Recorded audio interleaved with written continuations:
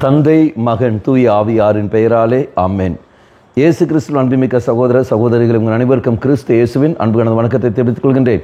இன்றைய நற்செய்தி பாகமானது மத்தேயு நற்செய்தி 9ஆம் அதிகாரம் 9 முதல் 13 வரை எழுத்து வாக்கியங்கள். குறிப்பாக 10வது வாக்கியம்.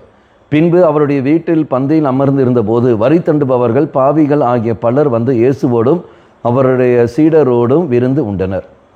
நாம் பார்க்கின்ற இயேசுவுடன் விருந்து உண்டவர்கள் பெரியவர்கள், பணக்காரர்கள் மட்டுமல்ல, மாறாக இப்படி ஏழைகளும் பாவிகளும் வரி தண்டுபவர்களும் சமுதாயத்தில் ஒதுக்கப்பட்டவர்களும் விளிம்பில் உள்ளவர்களும் ஓரத்தில் இருக்கிறவர்களும்.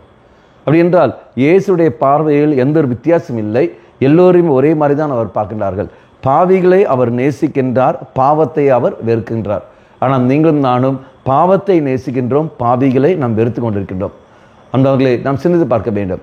நம்முடைய மனநிலையும் இயேசுடைய மனநிலை எந்த அளவுக்கு வித்தியாசம் இருக்கிறது பாருங்கள். அப்போ அன்றாட நாம் இயேசுவோடு இணைந்து செயல்பட ஆசிக்கின்ற நீங்களும் நானும். அப்போ அதுக்கேற்றபடி நாம் செயல்பட வேண்டும்.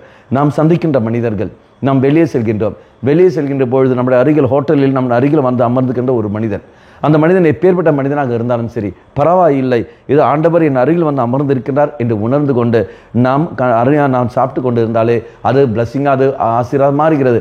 அதே மாதிரி அவர் வந்து அமர சமயத்தில் இதோ அவர் அசிங்கமாக இருக்கின்றார், நான் எழுந்து போய்விடுகிறேன் என்று சொல்லும்போது, இதோ ஜாதி அடிப்படையில், இனத்தின் அடிப்படையில், மொழியின் அடிப்படையில், நிறத்தின் அடிப்படையில் நான் செயல்படுகிற சமயத்தில் அங்கு தவறு நடந்து விடுகிறது.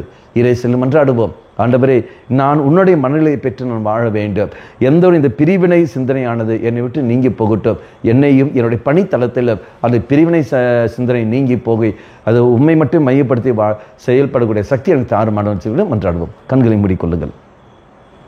நல்லவனாய் தெய்வமே, எவ்வாறு நீ எல்லோரையும் ஒரே மாதிரி கண்டீரோ அதே போல் நாங்களும் எல்லோரையும் உம்முடைய அன்பு பிள்ளைகள் என்பதும் நீ விரும்புகிற அன்பு செய்கிற மனிதர்கள் என்பது உணர்ந்து கொண்டு செயல்பட சக்தி தந்தரலும்.